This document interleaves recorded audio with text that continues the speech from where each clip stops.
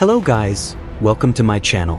When the word hybrid is brought up, one person might say the Indominus-Rex, one of the most evil hybrids of all time, known for causing a catastrophic event on the island of Isla Nublar. But sometimes when the word hybrid is brought up, some people bring up the creature, Sharktopus, a genetically engineered monster with the genomes of half shark, half octopus, known for terrorizing the seas and its appetite of humans. Both characters are well known for being powerful and ruthless at the same time. But a question is brought up: who's the stronger hybrid? This will be our topic for today. If you guys enjoy the power scaling content, please subscribe. Now let's begin. The Indominus-Rex was planned to be the latest attraction added to the park for higher profits. Her genomes mainly consist of Tyrannosaurus Rex and Velociraptor, but she has plenty of other creatures that make up her gene pool, such as Therizinosaurus, Carnotaurus, Giganotosaurus, cuttlefish, tree frogs, and other creatures. So before I begin talking about her attack potency, I just want to say, Jurassic-World is so f***ing hard to scale. The feats, calculations, and statements are all over the place for this franchise, so don't be surprised if you see something's wrong coming up. Now, to set a baseline for the Indominus, we actually have to talk about two notable mid-tier dinosaurs, the Carnotaurus and the Allosaurus. The Carnotaurus, or specifically Toro, has a feat of him surviving a small building-level bomb. The Allosaurus has two feats I can share. The first one is the Allosaurus battling the Pachyrhinosaurus. The Allo is able to withstand several headbutts and blows from the Pachyrhinosaur. Using the size of the Pachyrhinosaurus, we have a feat calculated into wall level, which should be consistent with the second feat, the Allosaurus in Battle of Big Rock pulverizing a van. While originally calculated to building level plus, it was recalculated to small building level. This means the baseline for Indominus-Rex would be wall level plus to small building level. Now Indominus-Rex has some pretty good stuff that could easily put her above other dinosaurs such as Ankylosaurus, Apatosaurus, Rexy, and even the ruler of Isla Sorna, the Spinosaurus. Indominus could easily dispatch an Ankylosaurus and a whole herd of Apatosaurus. While these guys are considered fodder in the verse, they actually have statements of being able to fight Tyrannosauruses. But for starters, she has statements claiming her as bigger and badder than any dinosaur seen up to this point. This statement should be consistent as Rexy, who is labeled as the strongest predator up to this time, which would include the Spinosaurus, while weakened was getting dominated by the Indominus-Rex. While Indominus-Rex clearly had the disadvantage in strength compared to Rexy, she utilizes her claws and arms, which thanks to the Therizinosaurus DNA, she ends up overpowering Rexy. Why is this important, you might ask? Well, knowing Rexy's place in the verse, this would mean Indominus-Rex is at least the second strongest theropod, with the only one being superior being the Giganotosaurus. Yes, I said it. Now we can move on to her final most important feat, smashing into the aviary. This is easily the best feat of the Indominus-Rex, considering how casual this feat is. The aviary is composed of fiberglass, which, if you don't know, is actually stronger than metal. This feat has calculations going back and forth, anywhere from wall level, large building level, city block level, and even multi-city block level. But the most consistent calculation is the feat being building level plus. Now that attack potency is done, we can move on to the next category, speed. For starters, the Indominus has a confirmed run speed of 30 miles per hour, so for a baseline she has superhuman speed. But for higher speeds, there's one dinosaur we have to mention, the Velociraptors.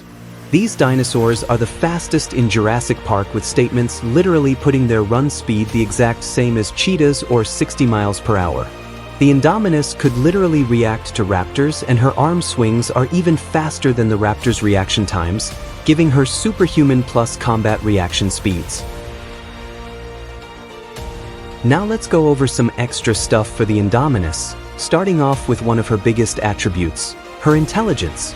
Indominus-Rex is easily one of, if not the smartest theropod and dinosaur in the franchise. Feats of her high intelligence are of such. We hit a few speed bumps early on and began to anticipate where the food would come from.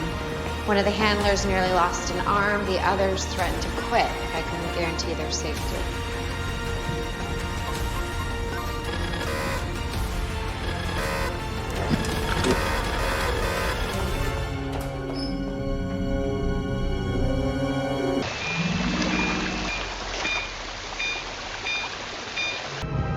That's her tracking implant. She clawed it out. How would it know to do that? She remembered where they put it in.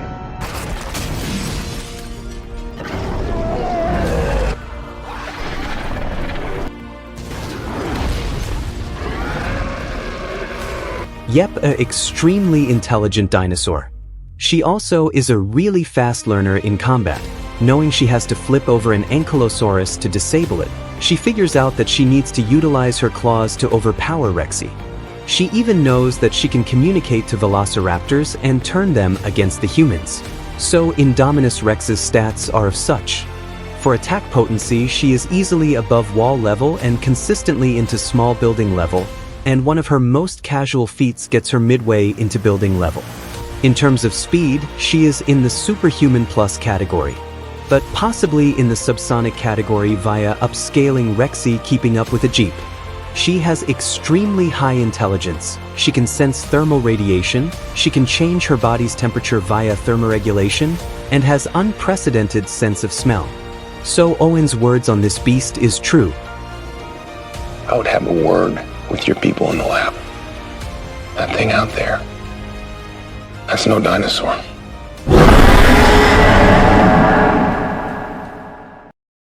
Sharktopus was genetically engineered by a private research company known as Blue Water as an experimental superweapon for the US Navy by using the DNA of an octopus and a shark. The scientists were able to control its actions with an electrical impulse collar. Unfortunately, the creature had broken out of control and began rampaging across the sea, beginning with its first feat, grabbing a great white shark and devouring it. With it clearly being superior than great whites, that means a baseline of the creature's attack potency is wall level plus. For consistency, Sharktopus could easily devour and rip human heads off of their bodies. This would also be calculated into wall level. Unfortunately, this is all the first Sharktopus really has to offer for attack potency, which is why we will move on to the second movie, Sharktopus vs. Terracuda. The second Sharktopus is actually the offspring of the first Sharktopus, found in an egg sac floating in the sea, later on growing massively in size in the span of a few months. But the more important part is the introduction of another hybridized creation, a barracuda pterodactyl hybrid creature known as Terracuda, intended for military use. And similar to the first Sharktopus, this creature has a microchip in its body allowing its actions to be controlled. Terracuda is released and sent to terrorize populated areas. Terracuda is very important for Sharktopus as this is where the attack potency metas mainly are. Terracuda and Sharktopus are clearly relative as they can constantly battle each other. Anything Terracuda has should scale back to Sharktopus. Now let's talk about Terracuda's first feat, smashing its body into a vehicle and blowing it up. Using the Versus Battle Wiki, destroying a car should grant small building level AP, which would be consistent with Terracuda's next feat, being thrown into a lighthouse. During the throw, Terracuda actually causes the lighthouse to crack in half, but despite this, it ends up being completely fine. This feat actually has two calculations, getting it also into small building level but also into building level plus. So already this second Sharktopus is clearly superior to its mother, but we're not done yet, as we have two more things to talk about in the second movie, Terracuda's kinetic energy and the bomb. Thanks to my friend on the screen, we can figure out Terracuda's kinetic energy. Terracuda has an estimated height of 5 meters and a confirmed wingspan of 36 feet wide, and a staggering weight calculated at 7,000 US tons. And with Terracuda's confirmed 200 miles per hour flight speed, Terracuda's overall kinetic energy would find itself at 6.09 tons of TNT, or specifically large building level. Now for the bomb. The bomb was a custom-built weapon to kill Terracuda. During the last seconds of the weapon's detonation, Sharktopus and Terracuda were still battling it out. The bomb later explodes with both creatures at the epicenter of the explosion, with Terracuda clearly exploding into pieces. But Sharktopus was not affected by this bomb at all. The bomb has a calculation at 8.38 tons of TNT, which is large building level plus. But because Sharktopus no-celled the bomb while Terracuda got one shot, this should mean that Sharktopus' durability should be 10 times that of Terracuda's and 10 times the AP of the bomb, as one-shot gaps are considered a 10 times attack potency difference. Using Terracotta's kinetic energy, being 6.09 and multiplying it by 10, we end up getting 60.9 tons of TNT, or specifically city block level. Now using 60.9 and multiplying it by 10 for no-selling the bomb, and we have a final AP scaling of 609 tons of TNT, or multi-city block level. Now moving on to speed. As a baseline, Sharktopus is able to catch a great white, with great whites having a confirmed swim speed of 35 miles per hour, which is superhuman speed. In the third movie, Sharktopus is actually insanely fast. One instance has him covering half the distance of a baseball field in 3 seconds, with this running speed calculated at 31 miles per second, which would be superhuman plus levels of speed. But for higher ends, the original Sharktopus is able to keep up with a speedboat. Speedboats have an average speed of 69 to 115 miles per hour. This would grant subsonic speeds. And for the highest speed ends, Terracotta has a confirmed flight speed of 180 to 200 miles per hour, and Sharktopus can intercept Terracotta's flight speed and throw it, which means Sharktopus has subsonic plus combat reaction speeds. Now let's go over some extra stuff on Sharktopus. Sharktopus, just like the Indominus, is actually extremely intelligent, with statements claiming it's even more intelligent than dolphins. Its feats of intelligence are of such. So he has to match the cards word to object.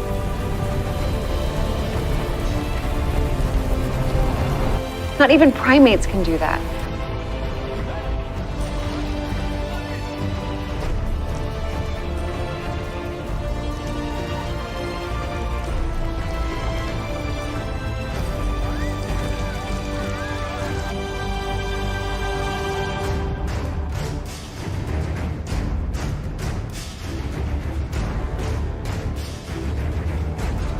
Seriously, you don't have any. That thing was in Mexico 6 months ago.